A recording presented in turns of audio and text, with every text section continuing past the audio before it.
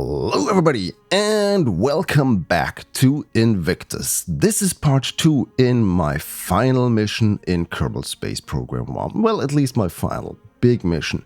And what you can see here is the mighty mothership Invictus lifting off from Pol, the tiniest moon and the furthermost out moon of Jool, the gas giant in stock Kerbal Space Program. But now that we have visited all stock planets in the Kerbal system and that we have visited all moons in the Kerbal system, it is time to get to the O part of our GTO mission, the Grand Tour and Outer Planets, because we are going to Sarnus, which is part of the Outer Planets mod, and Sarnus is sort of a Saturn analog with rings and all of that good stuff.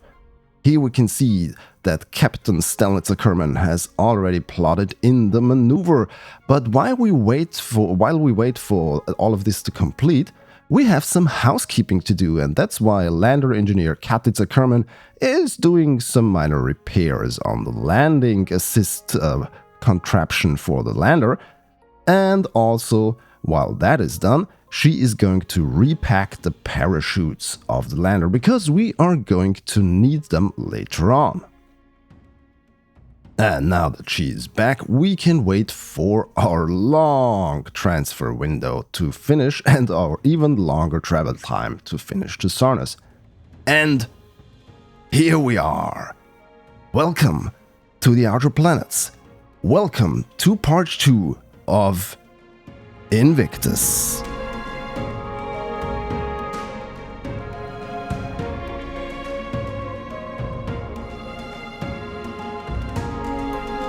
This is one of my favorite celestial bodies in Kerbal Space Program, at least in modded Kerbal Space Program. And of course we have all of the crew still with us. We have pilot and commander Stelnitzer, we have head scientist Lazy Kerbin, and Danmond Kerbin, her rover engineer partner. Also Edbury, a reserve pilot, Dumor, our EVA scientist, who we will see soon, Dudefraud, Katitzer, and Thumpfen, who is in the science lab. Alright. And while we enjoy this wonderful view of Sarnus, let's get to our first target here, and it is Slate. Slate is the biggest moon in the Outer Planets mod, and it is, well, you can think of it as similar to Tylo, the biggest moon of Jool, the gas giant we just visited. And yes, it is similarly hard to land on. Not that hard, but you will see what I mean. What you can also see is that, of course, we do our science experiments, and after we've done that, our EVA scientist Dumor Kerbin dutifully does his work, because he does more. He is named Dumor after all, and he collects everything and brings it back to the science lab. This is done at every change from space high above a surface to space near above a surface, and after the lander returns with the science bounty from the surface. I'm only going to show it to you in detail here because it is a very repetitive process, and I don't think it makes for good entertainment if you see the same thing all over again. What you might also have noticed is that there is some addition to the visual mods I have usually used for this mission in the past. I have listened to some of the comments in part 1 of Invictus, and I have also added a new mod, and it is called Waterfall, and you might notice its effects on the engine plumes, because yeah, some criticize that the stock engine plumes are not as nice or as realistic as they should be. And while I'm rambling about that, the crew has already sent their research probe out around Slate and found a suitable landing place for the lander, which will be required to refuel on the surface. So we're looking for an area that is very well suited for that. But before we can do that, of course, we have to get to a closer orbit so we don't use as much fuel for the lander to get down. And there it is. Here is little Nelson.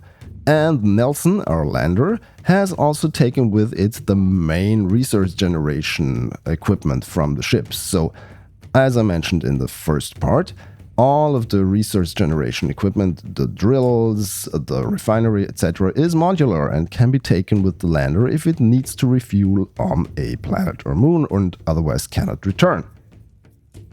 We only need this 2 times in this mission. We need it on Tylo and we need it here on Slate. And let's see how the landing goes. And yeah, that was not aimed well. So we're trying to find a flatter place to land on, which is not easy. If you watched the first part, you might remember my Draz landing attempt. Well, it was not just an attempt. Fortunately, it succeeded, but it was not easy. And now we're trying to do the same here. We successfully shifted a little bit to the side and now are trying to stabilize.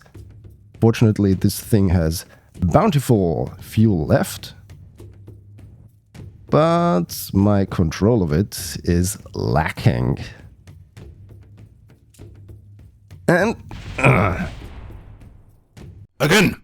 Yes, we have to try that again. So, how is it going now? Well, a little bit too janky. And... yeah. Well, we didn't explode, but we won't get up. Again!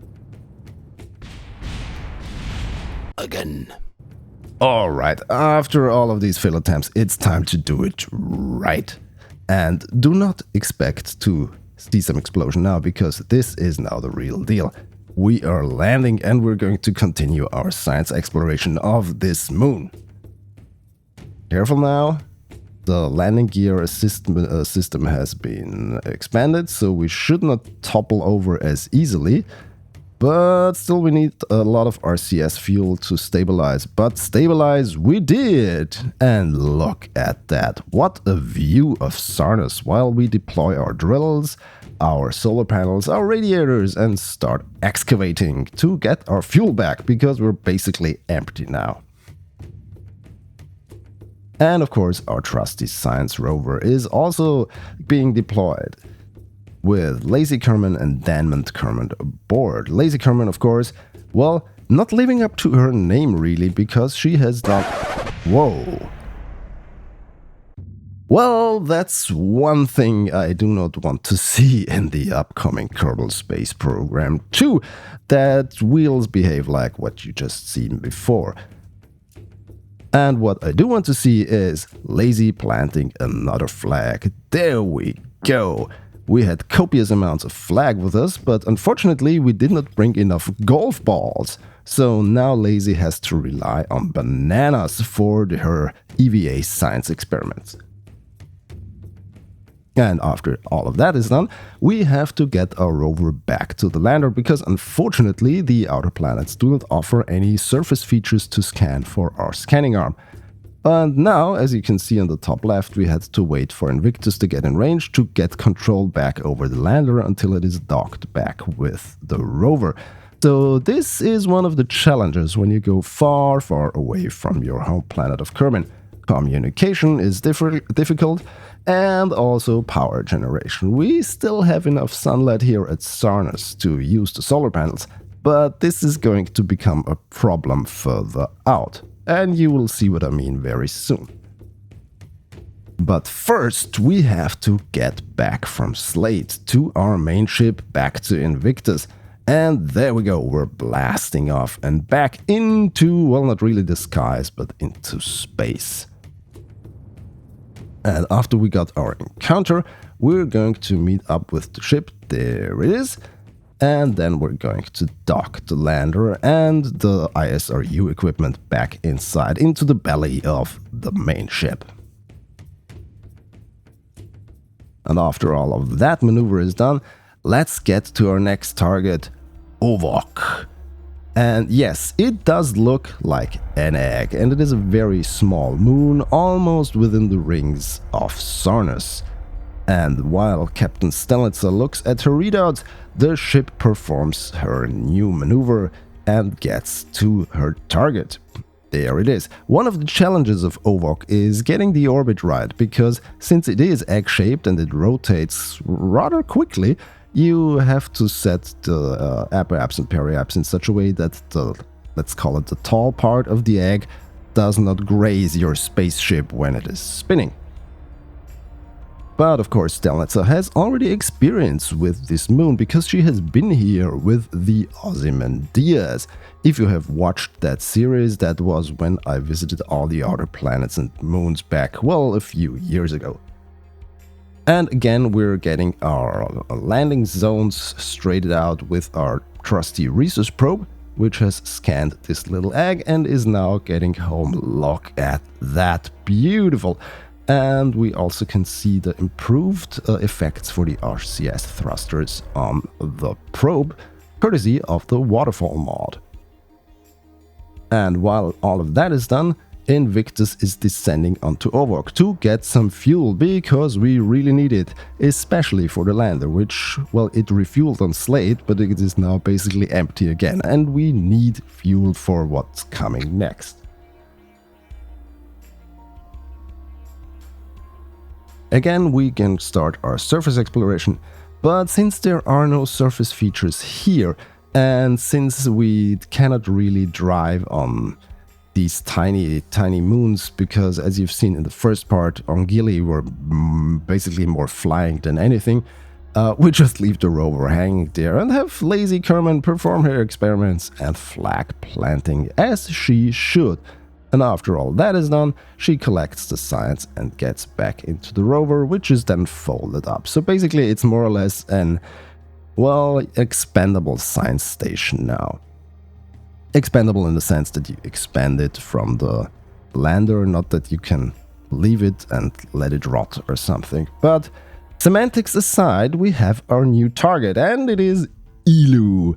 No, I have not forgotten about that. Some of you have mentioned in the comments from part 1, hey, where is Eeloo? And rightly so, because in the stock game, Eeloo is the outermost planets in the Kerbal Space Program. But when you have the Outer Planets mod installed, Eeloo turns into a moon of this beautiful ringed gas giant, Sarnus. And we can see it already in the background there. That's where we want to go. But we're not going to use the main ship, we're going to use the Nelson lander for that, but without the resource package. And after we got our encounter and leaving Ovok behind, we're waiting for the orbit to line up just right with Eeloo to get there and to get our landing going on, which is right about now.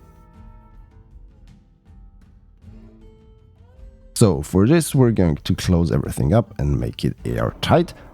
Well, not really necessary because there isn't any air or any other atmosphere on Eeloo, but I think it makes for a nicer visual and a safer landing overall. So here we have our landing gear all expanded again, and then we're descending down. Once again, we enjoy the beautiful surfaces courtesy of the Parallax mod, which provides us with copious amounts of ground scatter. So much that probably moving the rover outside here would be a little bit tricky, so I decided to plant the lander somewhere else. Carefully, of course, we don't want another crash. There was enough of that on Slate. Alright, and with this we can start our exploration of Eeloo. And here we are needing the rover because, yes, Eeloo has some surface features, of course, because it still is a stock planet, or moon in this universe. So we're scanning this little thing, and then close to the landing site we also found this brown stuff. I mean, you could call it a space turd from the looks of it, but maybe it's a Kraken dropping? Who knows? Alright, yeah, we're going to experience some Kraken stuff later, don't you worry. This is Kerbal Space Program, and the Kraken is very well alive in this one. But what's also alive is, of course, Lazy Kerbin, who does her usual shtick of flag planting and banana smashing. Unlike golf balls, you can grow bananas, and so there's a steady amount of them on the hydroponic gardens inside the Invictus, at least in my head. So, while we wait for all of this to finish, I am treating you to a gratuitous shot of Eeloo's surface, the Nelson lander, and of course, my favorite of the outer planets, Sarnus. I have always loved Saturn as a child. It's sort of my favorite planet. It still is. And yeah, every time I see this one here in Kerbal Space Program, I get all fuzzy inside and I can't stop sharing it with you. But I have to, because we have a mission to complete, and for that we have to get back to our ship. Well, not yet, because there's a stop in between. Yes, Hale. Well, if you remember, at the start of the 21st century, there was a comet Hale Bob that was discovered. And, well, this almost looks like a comet fragment that kind of got stuck in here in the rings of Sarnas, or maybe some parts of the rings kind of came together and formed this little nugget. Whatever happened here, it is tiny, and it has such a minuscule mask that... mass, not mask, I don't see a mask here. Well, it has such tiny mass that... Look at that. I completely overshot my maneuver and inverted my orbit, so I had to correct it again. What I also have to do, or what the crew has to do, is gather science from high above and space near of Hale. And to do that, we need the rover to once again fold out and, well, get all the science experiments done here. And for this, not Doomer Kerman has to do the EVAs, it has to be our trusty Lazy Kerman. And after all of that is done, we have to get it back inside, because otherwise the mass of the lander will be all wonky and landing it will be a lot tougher. And land we shall, or we must, on Hale if we want to finish our mission of landing on every planet and moon. And in order to do that, we have to severely reduce the thrust of our mighty vector engines. Because if you wouldn't, then basically your thrust-to-weight ratio would be in the high hundreds or something on this little thing, and any fraction of a second of thrust would result in you lifting back off and escaping that thing. So look at that, I could land on the tip of those landing gear outliers and it would be fine. That's how low the gravity on this thing here is. It's more or less a glorified asteroid, or as I said, comet fragment, but still it counts as a celestial body, and therefore we have to explore it, we have to claim it for science, and we have to leave some frozen banana fragments on it as well. I wonder what happens in millions of years after Kerbals may be gone and the new species discovers elements of frozen bananas lying around every planet and moon in the solar system. Who knows?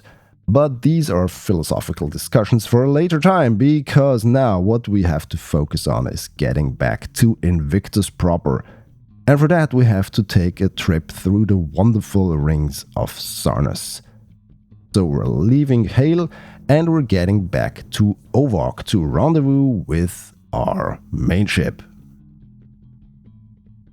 Why didn't I take Invictus with me to Eeloo and to Ovok? Well, the idea was to sort of save fuel on the main ship, so I don't have to tug all the mass around all the time. Also, since Ovok has such a tiny mass, I could load more fuel into Invictus as I usually would, especially oxidizer. So basically what the ship does here right now is also act as a depot for the Nelson lander, because Tekto is next. This little green moon is very far away from the center of Sarnas, and for that we're going to need all the fuel that we saved inside Invictus for the Nelson lander. And now we're performing quite a long burn from Ovok to Tekto, but I want you to keep the attention on the lower left corner of the screen, where my maneuver node suddenly disappeared and the maneuver changed. What? Again! Well, as it turns out, the burn is so long that until it is finished, I have already left the sphere of influence of Ovok. So what I just did is kept my headings straight where it was pointed from the beginning of the maneuver node and just burned until I got my Tekto encounter, and that led to this. Yes, we have our encounter with Tekto and we're now getting into an orbit around it. What I meant with, well, it's a little bit of a weird thing and why we need a lot of fuel. Tekto has a very high atmosphere. It tops out at around 100 kilometers, even though it is so tiny. Granted, it is rather thin up there, but still, you need good aerodynamics and you need also a lot of delta V for getting up there again. Getting down is easy. And you've already seen we gathered some science from the upper atmosphere. What we can also do is use parachutes to save our fuel when landing. There we go, look at that, all of those beautiful clouds, which are courtesy of the astronomer's visual pack in this case. And in this case, we also have landed successfully just with parachute power, because Tekto's gravity is really low, so the parachutes were enough. What we won't do is roving around on this, because we are very far away for a second biome to get, unfortunately. But what we can do is perform our usual duties of flag planting. Unfortunately, the game would not let me perform the EVA science for, I don't know, whatever reasons, but what you can see is that the Mac diamonds are forming on the vector engines, and now they are slowly disappearing the further we're getting up into the atmosphere, or outside of the atmosphere rather, which is also part of all of the effects that the waterfall mod provides. And look at this, we got a beautiful rendezvous with Invictus and are now getting back to the rest of the crew and getting ready for our next part of the adventure. And now that we got all the moons of Sarnus done, there's only one thing to do: get further out. And this means going to Erlum. Erlum is the Uranus analog of the OPM mod, and we visit Polta. Polta, not polka. It is not a dance, it is a moon, and it is, well, the closest, biggest moon, sort of the Erlum system. Well, not the biggest, well, we'll get to that. Yeah, you'll see what I mean soon, but first, look at that. Erlum also has a few rings, not as majestic as Sarnus, of course, but inside we have two moons, a bigger one and a smaller one, interestingly on the same orbit. We'll talk about that soon, but first we have to get our usual capture burn done and get into an orbit around Polta. This is going to be, well, the interesting part of the mission, or one of the interesting parts, because usually Invictus is too heavy and does not have enough thrust to successfully land on Polta and get back up there if it is brim full with fuel. But since we have spent a lot of fuel back in Sarnus system, we're going to try to land the entire thing here. It should be enough to get down and back up, and also have enough thrust to weight ratio, and it looks very good. Yeah, that surface was not flat enough, so let's try to maybe find some that is. Well, you remember, I have experience with that, but I really did not want this to happen again. So yeah, let's see what happens here. Bouncy landing gear is bouncy, and Again. yes, we are trying this again. And this time we are using the rest of the fuel in the lander to help a little bit with reducing our velocity, also reducing our mass.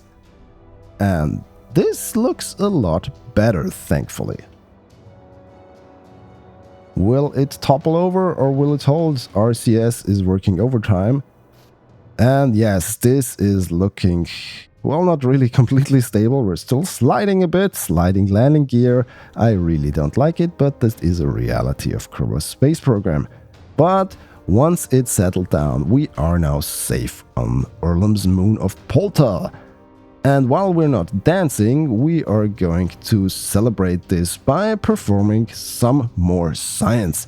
And for that, of course, we need our trusty scientist to get out, and for her to do that, she has to be removed from the rover, and in order to do that, we have to do that folding dance all over again. But we did, and we can smash another banana for science. Yay! Look at that beautiful panorama back there. all of those blue and turquoise and greenish tones. Very, very nice image there. Alright, now we got all of that done. We use what we have left inside the vehicle to get to our refueling station. Well, not really a station, rather a refueling moon. Or asteroid?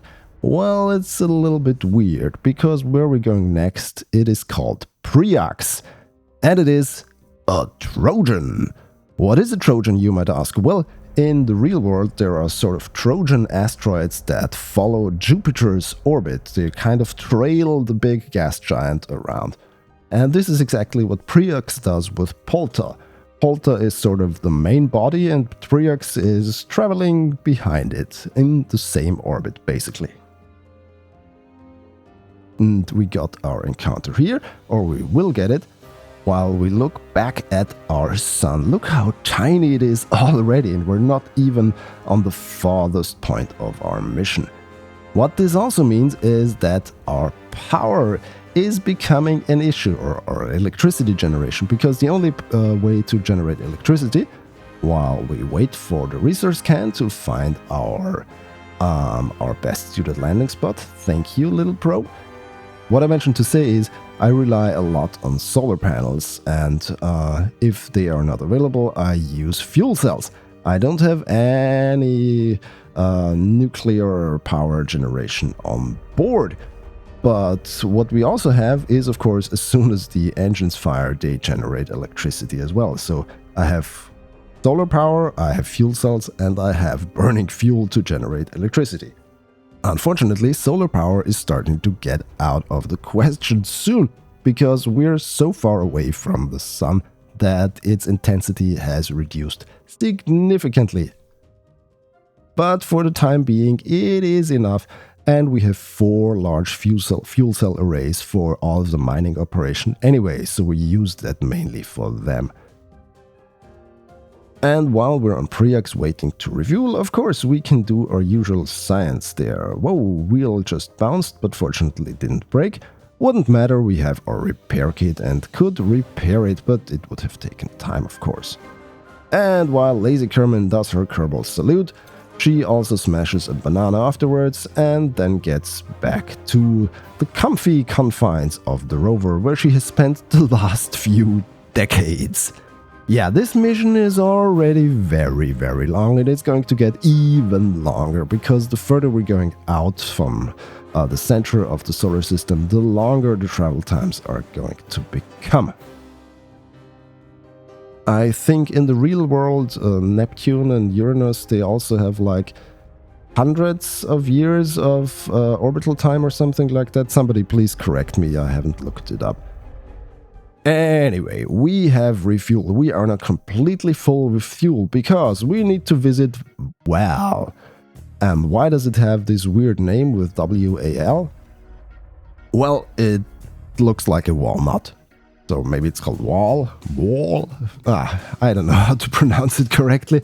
Maybe you do. But we are going to have a last look at the close image of Erlum here, because we're going further out and not returning. And did you remember Dumor Kerbin? Yeah, I just wanted to show to you that he is still in fact working. He is working every time we get to a planet and moon. And of course, this time we have to get into a closer orbit, because Val is, well, a lot bigger than the others. That's what I meant earlier when I said the Polta is not the biggest, but it was the biggest of the inside moons. Anyway, we're going to need our lander here. And with our lander, we are going down. There we go, speeding away, and we can already see the large equatorial mountain ridge here, which gives Wal its distinct shape. It also causes Wal to have, steep inclines, and the lander flipping around. Yeah, not my best landing, to be honest, or rather, I did not aim the best way I could have, but the lander is brimful with fuel, so we have enough margin of error here to perform all of this malarkey. Alright, and we save this, and while it slides down and we waited a few minutes until we get to a safe resting place, we can now extract our rover. Distract, yeah, I was distracted by all of that sliding.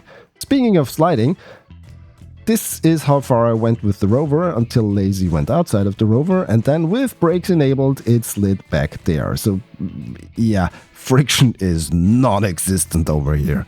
But what is existent is that I noticed another biome while I was performing my spinny landing maneuver. So I decided to get out there and get all of that science as well. So we have double the science for one of the planets. Well, not planet, it is a moon. But I keep calling it a planet because this moon also has a moon. Yeah. And that's what we're going to visit next, after we have lifted up and rendezvoused with Invictus again. And there we have it again. So yes, we're going to rendezvous and we're getting back in there. And then we're going to visit the next thing on our list, Tal. And yes, it's basically a shiny nugget.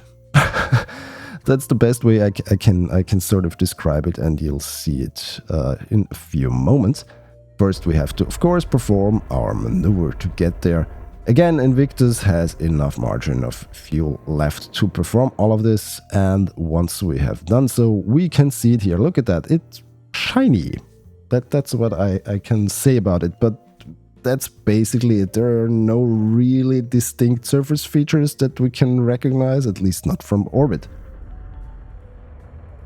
Maybe a big raisin? No, raisins would have more of a texture. But anyway, enough about Tal, or not really enough about Tal, because we have to land on Tal, and we're also going to refuel there, because we want as much fuel as we can before we get to our next destination. Anyway, we have to, of course, perform the usual science operations aboard a moon. Well, aboard? On the surface of a moon. Not really aboard, is it?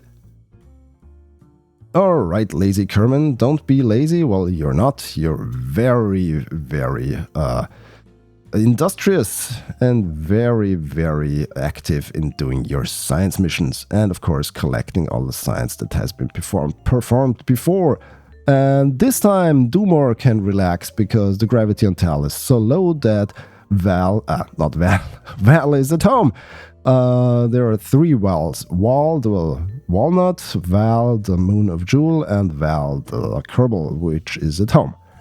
Anyway, lazy Kerbin did the EVA collection and put the science in the lab, so Dumor doesn't have to do it this time. What we have to do is get out of there and get to our next target, further away from the sun, even further. And for this, we have to get back a little bit closer to Urlum, but not as close as we were before, and then perform our long transfer burn to our next destination, which is Nydon, another gas giant even further out. And yes, Thatmo is our new destination to land on, which is a moon of Nydon, which you will see in just a few moments. There it is. And while we perform our capture burn around Nydon, Captain Stelnitzer Kerbin can't help herself to think back to Eve, which also has a purple color similar to this. It was quite a few time ago when the crew was there, when we visited the first planet in the first part of Invictus. Have you already seen that? If you haven't, I put a link to the first part, of course, in the video description and on the top right corner, as usual. But now we have to get our encounter with Thatmo, which is a bit harder because Thatmo is in a retrograde orbit, so it does not orbit Nydon as all the other moons in the solar system does, in a clockwise manner, but it is, or no, in an anti-clockwise manner, it orbits in a clockwise manner. So if you look from the top down, that is the top being the North Pole. Alright, enough about directions. The main thing that you should remember is Thatmo orbits the other way around from anything else in the solar system, so it's a little bit harder to get there. But once you're there, you will need the lander because, and this is also a very curious thing, Thatmo has an Atmo. Yeah, that was a very cheap dad joke, apologies for that, but what we can do with that is collect more science. And then let's get back down to the surface and perform our usual landing maneuvers. And since it is so flat, we basically wouldn't have even needed the landing gear helper mechanism. But what we can see here is, look at that, what a view! Being so far out here, the sun is just a tiny dot in the sky. And all of these far lands, those wide plains, they prompted Lazy and Denmond to completely unpack the rover and go for a drive. When I did this mission, when I was at this part, I kind of got memories of the movie Ad Astra with Brad Pitt and Tommy Lee Jones. Not sure if you've seen it. The movie has quite a lot of flaws, especially in the scientific and engineering department. But what it did convey really well, at least for me, was the darkness and isolation of being so far out outside of our usual orbits in the solar system. Because the final act plays out in around Neptune, and it is completely dark out there, at least in the movie, and a very foreboding and desolate feeling that I got there. And it's got some similar sentiments when I was at this part of the mission. It's kind of... It was a weird feeling, but it was a feeling. This mission made me feel things, and that was really all a great experience all around. But enough about my experience. Let's experience it together by getting the rover back inside and going for a new destination. And for that, of course, we have to lift off. As I said, we don't need the landing gear assist mechanism, but what we do need is our engines to get back to Invictus. And for that, of course, we have to get outside of the atmosphere and back inside of the ship to get to Nissee. Yeah, this one is far out. And by far out, I mean really far out, at least inside the Nidon system of planets and moons. It is in an extremely inclined and eccentric orbit on the far edge of this sort of system. As you can see while we look at our map view, there it is. Look at how far it is away. So it's hard to get an encounter. You really have to wait for the right time, and then you have to spend quite a few meters per second of delta V to get there. But get there we did. And then, of course, we have to get into an orbit around it. Back when we did the Ozymandias mission, or when this crew did the Ozymandias mission as well, the Ozymandias refueled on Nissee. Not this time. This time, the crew is confident in the capabilities of Invictus to perform the burn to the next target without refueling in between. So what we're going to do now is saving some time, because the mission is already very, very long. We're talking hundreds of years for the crew. But first, unfortunately it doesn't take hundreds of years, but quite a few minutes for this to stabilize, and after that was done, we can start our science experiment stuff again. Alright, for that we have to use our rover and fold the wheels out and get our brave scientist to perform her usual EVA activities. There we have her, plant her flag, and wave around and be happy with her life, even though she's so far away from home. Well, this banana is going to stay, at least it stays in pieces, and then we're getting back to our ship. Right, So we don't have to wait for any refueling to finish, we just have to start our ascent burn again and get out of there. So that's exactly what we're going to do. And to be honest, Nissee is... I mean, aside from the hard part of getting there, there's not really anything great to see here, to be honest. All of the surfaces you see on the moons here are enhanced by the Parallax OPM mod. If you remember, Parallax mod is the one that gives the shiny new shaders and surface features or surface scatter for the stock planets. And there is an offshoot of that mod for the OPM bodies. And what we see here is Karen. Well, not just Karen, but also Plock, the Plock-Karen system. And this is weird, because back when Ozymandias was here, look at how far we are away. This is the sun, this tiny little speck. It still provides some light, but the solar panels are almost useless out here. Anyway, back when we were here the last time, first of all, Plock looked different. It was more of a greenish hue, and it did not have a moon. Or it was not a binary system, to be very precise about this. So what happened? Where did this Karen come from? I want to know. Get the manager and have it explained to me. Or rather, get the research probe and get ourselves a good landing spot, because we are now in need of fuel, and this looks promising, so we're going to land there. Alright, but first, of course, we have to get the probe back and have to go about our landing burn and then get down to the surface, which should be easy because the ship is rather empty now, so the thrust-to-weight ratio is a lot higher than it will be when we're taking back off again. Alright, once again touching down softly on those wobbly landing legs, but it's the best we got in this game. And after the usual slip and slide maneuvers, we can start the resource extraction. Yes, we're going to fill this up to the brim, because we want to use every ounce of fuel to get back to Kerbin once we are done here.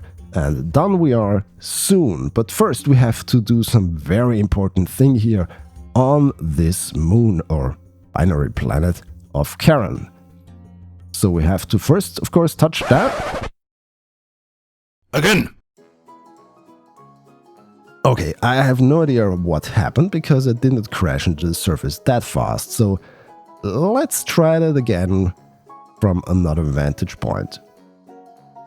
Careful, very slowly, low.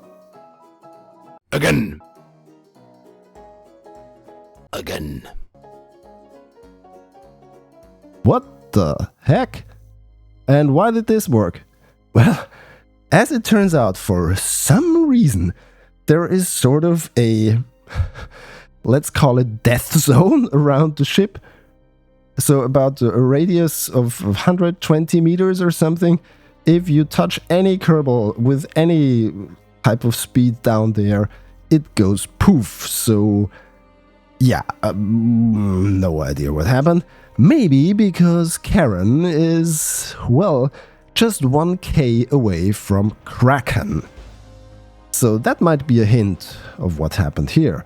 But once I figured that out, after many tries, I was able to get the crew, and here we see Captain Stelitza Kerman finally leaving her cockpit after hundreds of years and touching down on the surface together with her crew.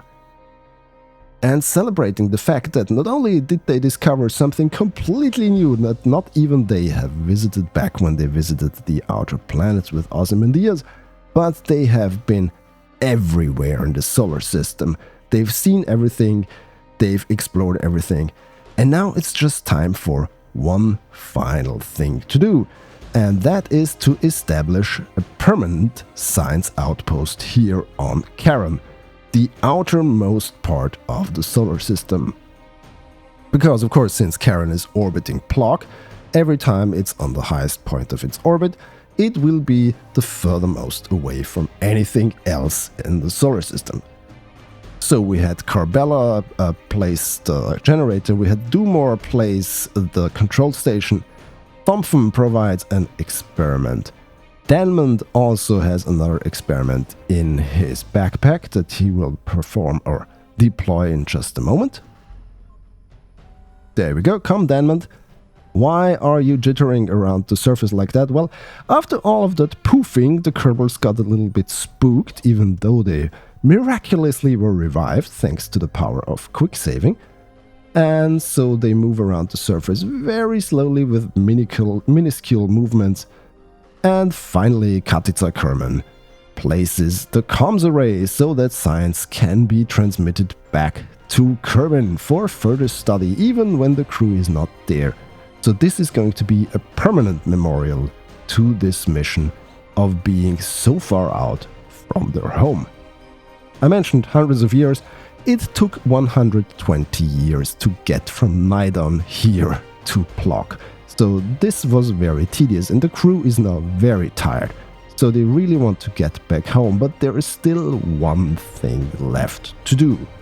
Well, a few things, but first we have to lift back off from Karen. There we go, it's quite easy even with a brimful ship of fuel. Or two ships rather, because there's a small ship inside the lander, of course. And after all of that, we finally get to our last Plock. This is the end of the road. Yes, and we can see here Invictus heading to Plock, the final destination to land on. But compared to the Ozymandias, the Invictus will not land on Plock. This is going to be a job for the Nelson lander this time around. But of course, Invictus is needed to get into a safe orbit, and after that is done, we immediately start speeding towards the surface. A little bit of a close call there, but yeah, we got the experience that we have collected over all those hundreds of years of mission elapsed time. Alright, heading back down to the surface, and well, not back down to the surface, I always keep saying back down to the surface, but it's just to the surface. And here we are going to take one last drive with our rover. And for this we're going to head up to that ridge and plant a flag, because once again the next biome is a little bit too far away to really get there sufficiently. Yeah, we have a fuel cell on board, we have solar panels, but it would not be enough to make this for a worthwhile journey, because I think we're 100 kilometers away or even further from the next biome. Yeah, that could be tedious, and I will save you all of that boredom. But what we want to do is get one last glimpse of this outer planet, of the last of the outer planets, and then get back. But before we can do that, look at what we found. Is this a magic boulder? Well, it is flying in the air, and it does look like a boulder, and we don't see any devices strapped to it, so why is it floating? Why is it defying gravity? Lazy Kerman tries to find out, but does not find an answer. At least she can collect all her experience and surface samples from it, and then catch up to the sliding rover, which is sliding back down, despite the brakes fully engaged. Did I mention I don't like wheels in Kerbal Space Program? I think I did. Anyway, we watch our rover maneuver one last time to get it back inside the lander, and then it is time to use it for the final time. Yes, Nelson is performing its final duty as a lander and will return to Invictus momentarily to shut down. Because we are going home. And we're going home with speed. For that, we have to try to get there with a few maneuvers. There are 4 maneuvers in total. The first to escape from Plock, then 2 adjustments in between, and then a huge capture burn around Kerbin. It's calling it close, but the captain is confident that she can perform that. Look at how far the sun is away, how tiny it is. The crew longs for its warmth, for getting back into the sun rays and bathe on the beaches of Kerbin. So they pack everything up, and then it's time to get far away from the outer planets and far closer. What just happened? Well, we wanted to get close to the sun. Again! But that was too close. Yeah, that was another kraken rearing its ugly head. What happened is, as soon as I hit the escape from Plock, we were suddenly at the sun. Don't ask me why, but what we did manage to perform all of our maneuvers somewhat successfully, so we have enough margin to, yes, arrive at Kerbin with enough fuel in the tank to perform our capture burn. And since it is such a long burn, we have to control it manually and not rely on the maneuver node indicator, because it moves around a lot if you do such a long burn. What we also do is we're going to use the rest of the fuel of the lander to assist right when we are close to the Priax to get the most effect out of this to get our capture here around Kerbin. And yes, with our margin still well intact, we have managed to capture the Invictus around Kerbin. And with still quite a few Delta V left, we performed a final adjustment burn until, yes, we are out of fuel. No can do, nothing Invictus can do anymore. We are done. But not completely, because there's one thing left to do. And that is to retrieve the crew and to retrieve the delicious science they have collected with a new vehicle that was constructed at 100 years of their absence. Well, not just 100 years, it was close to 360 years that the crew was away from their home. Who we see here is Jebediah Kerbin performing his usual lift-off maneuver of just wibbling around and then just punching it until it flies. And fly it does, beautifully actually. Look at that, one more view at the magnificence of Kerbal Space Program with the best visual mods installed. This is, as I mentioned in the beginning, my final mission in Kerbal Space Program 1. And I wanted to have it be as beautiful as could be, with the best visual mods and the best mission I could come up with and the best vehicles I could come up with. What I also came up with is this, well, mechanism to dock the ship with Invictus, because Invictus doesn't have any external docking ports, but it worked out nicely and it almost looks like it was designed like this from the start, which wasn't the case, I have to admit. This completely wasn't the case. Anyway, do more Kerbin, collect science for one final time. Yep, he is grabbing it and he is putting it inside that SSTO to get back to Kerbin and have it there for, well, science, profit, whatever the Kerbals do with science. What they do know, what they do here now is get back down. And for that we have to, of course, skim through the atmosphere, bleed all of our velocity, and then head back to our Kerbal Space Center, which is somewhere below those clouds. And look at how happy Stelnitzer Kerbin is to see the clouds of her home. We're a little bit further away from the runway and we still have some fuel, so we can perform some adjustment to our approach. And then, finally, after 359 years and so many experiences, so many planets and moons, the crew has finally come home. So, the big question that's going to be is, how much science did they bring back? So, we already had some science from the Julishka and the Ozymandias missions, but how much is it now? 91,291.5 points of science. That's a lot. So yeah, this big mission was quite a success for Kerbal kind. and I hope that you enjoyed watching it as well. This is my swan song for Kerbal Space Program 1, because Kerbal Space Program 2 is just around the corner. And a big thank you to the creator of Kerbal Space Program, Felipe, also known as Harvester, who put all of this in motion years ago, more than a decade ago. And I'm going to quit rambling, and I'm going to leave you with a few views of Invictus, of Kerbin, of Kerbal Space Program, and I hope you can join me in, well, celebrating what has actually been a wonderful experience, both the game and, at least for me personally, this final mission, which I enjoyed a lot doing, designing, and I enjoyed sharing it with all of you guys, and I hope you guys enjoyed watching it. So, as is customary, thanks for watching. Goodbye.